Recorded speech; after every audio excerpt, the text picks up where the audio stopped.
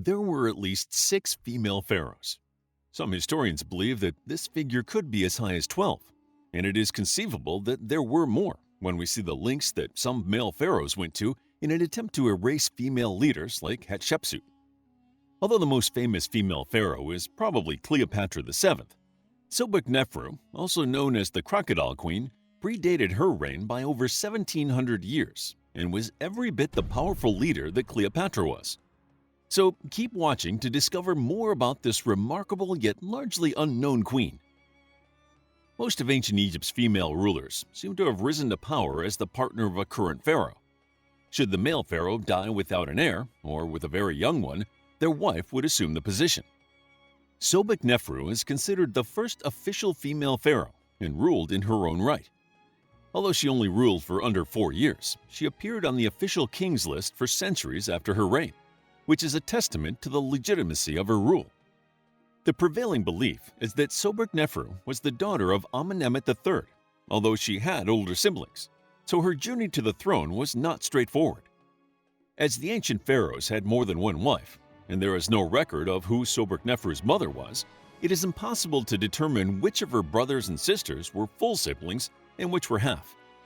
Her older sister, Neferupta, seems to have been the intended successor of Amenemhet III. In 1955, Pharoah Nagib found what he believed to be a burial chamber from a long-lost pyramid. He excavated the area and uncovered the burial chamber of the young princess Neferupta. Some speculate that Neferupta was destined to be the royal wife and would rule Egypt alongside a king. It is possible that she was betrothed to her brother, or half-brother, Amenemhet IV. But it was not to be, as Neferupta died unmarried while still in her teens. She was clearly beloved, as her name was put in a royal cartouche, which was usually only reserved for ruling royalty. Some historians take this fact to mean that Neferupta may have been raised to be the sole successor of Amenemhet III, which would mean that Amenemhet III had no issue with a female heir. Due to her death, Amenemhet III was succeeded by his son, Amenemhet IV. Some historians believe that Sobekneferu was the wife of Amenemhet IV rather than his sister. Others think she was his half-sister and wife. However, most evidence suggests that she was the daughter of Amenemhet III, and she is never referred to as the king's wife. Her claim to the throne clearly came through her association with Amenemhet III and not Amenemhet IV, and a few historians speculate that there was a time when she was a co-regent alongside her father. Amenemhet IV only ruled for about 3 years before he died, childless, and his sister ascended to the throne.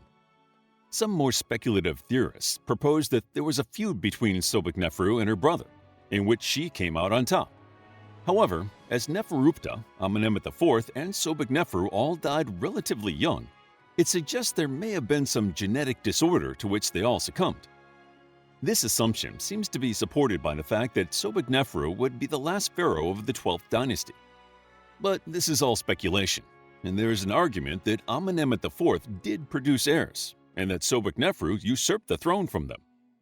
This theory is based on the fact that 2 kings from the 13th dynasty share the middle name Amenemhet, identifying them as possible sons of Amenemhet IV. Historian and author Andrew Collins goes as far as to say that Sobekneferu orchestrated her rise to power and participated in unorthodox religious ceremonies to ensure her future sovereignty. He argues that these ceremonies cemented her belief in her divine right to rule and helped her to gain the throne through confidence and daring.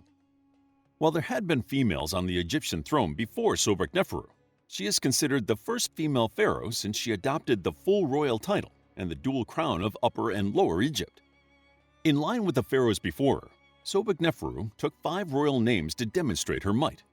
As well as her nomen of Sobekneferu, her manetho was Skemiaphras, her Horus name was Meritre, her Nebti name was Sat Sekem Nebatawi, and her golden falcon name was Jed et Ka. As she made her claim through her lineage rather than through marriage, it seems that she did not want to be seen as ruling in someone else's stead or ruling as a regent.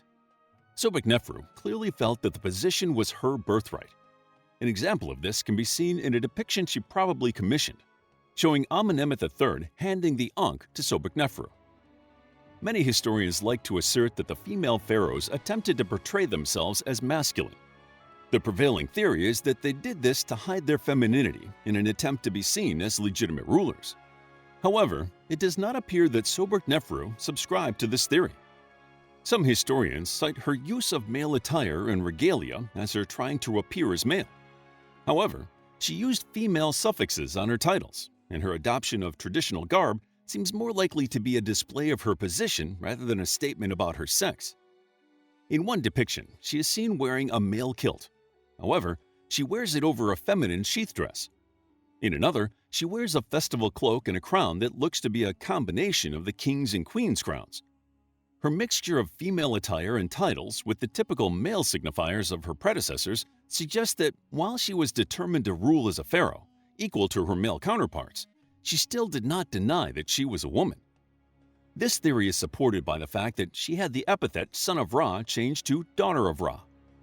The adaptation of the male pharaonic regalia may have inspired the next female pharaoh, Hatshepsut, to use the same kingly symbols, with the addition of a false beard, to demonstrate her authority. Later, Tawazret would also give herself the title of daughter of Ra. According to the Turin Canon, Sobekneferu ruled for 3 years and 10 months.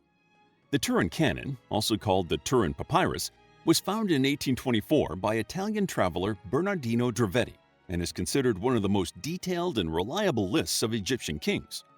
However, as it was produced over 600 years after Sobekneferu died, it is still considered a secondary source of her reign. Nevertheless, the Turin Papyrus lists her as the king of Upper and Lower Egypt, and that she reigned for 3 years, 10 months, and 27 days. She is also included on the Karnak list and the Saqqara tablet. The height of the Middle Kingdom is said to have been the reigns of Senusret III and Amenemhet III, and it was in decline when Sobekneferu ascended to the throne. There are only a few surviving references to her rule, including graffiti in a Nubian fortress of Kuma that records the Nile's height during the 3rd year of her reign. In one depiction, she is shown trampling the 9 bows, which represented Egypt's enemies. Some speculate that this suggests she was an accomplished military leader. Although the Middle Kingdom began its decline during her rule, evidence suggests that she was a competent and respected ruler. Sobekneferu initiated many building projects during her rule, including temples at the sites of Tel Dabah and Heracleopolis, and some inscriptions reference her on 4 granite columns found in a temple at Kam el-Akharib. She also completed and possibly extended her father's pyramid complex at Hawara. Historians theorize that she also constructed her own pyramid at Mazguna, but due to the lack of inscriptions, it has never been proven that it was intended for Sobekneferu. In fact, it seems that this pyramid was never completed or put to its intended use.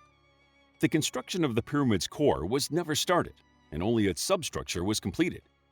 The elaborate seal design to protect the inner chamber was never used, and the 42-ton quartzite plug that should have been slid over a slab to form the wall of the portcullis chamber was left idle in a recess.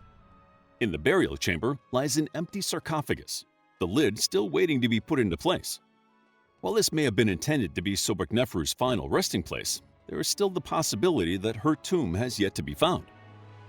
In addition to the empty pyramid attributed to her, there is evidence that some of her successors may have wanted to erase this female ruler from the succession of male kings. Many of Sobekneferu's statues and busts have been partially destroyed. 3 figures without heads have been attributed to Sobekneferu, and many other depictions have parts of the face smashed or broken off. The defacement of these effigies may have been due to subsequent pharaohs trying to erase her from history. In later years, Sobekneferu's legacy came under much scrutiny. She would be wrongly blamed as a catalyst for the Hyksos invasion, and her namesake, Sobek, would later fall from grace and be seen as a vehicle for the evil god Set. Some claim that many of her achievements were wrongly attributed to her father, as her name was left off later kings' lists, such as the Abydos list, and many dismiss her as a last resort in an otherwise male dynasty. However, as she remained on various kings' lists, including the Turin Papyrus, it is clear that despite her short reign, her legacy was ingrained into Egyptian history. While Sobekneferu, meaning beauty of Sobek, chose her royal names, she was always linked to the crocodile god, and her birth name was Sobekneferu. Sobek controlled the waters and was represented as a crocodile. Water has always been an essential resource, so in Egypt, where agriculture was almost entirely dependent on the Nile, Sobek was a particularly important god. Before becoming a prominent deity, it is believed that Sobek was either an early fertility god or associated with death. The pharaohs of the 12th dynasty made their economic and religious center at Fayum, and here they worshipped and cared for crocodiles, a testament to how important the god Sobek was to them. Sobekneferu was the first ruler to be associated with Sobek, but was by no means the last. Her successor, and the first pharaoh of the 13th dynasty, was named Sobek-hotep, or Sobek is pleased. Clearly this relates to the crocodile god, but it cannot be a coincidence that this pharaoh followed the reign of the crocodile queen. Some maintain that the subsequent popularity of pharaohs' names associated with Sobek was the male line trying to erase the importance of Sobekneferu. However, perhaps this popular queen was not so easy to replace, and her successors attempted to ally themselves with her memory for a smooth transition to power. Sobekneferu's reign has many unanswered questions, including how her contemporaries felt about her, how she died, and the location of her final resting place. Perhaps, one day, new evidence will be uncovered to shed more light on Egypt's first female pharaoh. How would you like to get a deeper understanding of history, impress your friends, and predict the future more accurately based on past events? If this sounds like something you might be into, then check out the brand new Captivating History Book Club by clicking the first link in the description.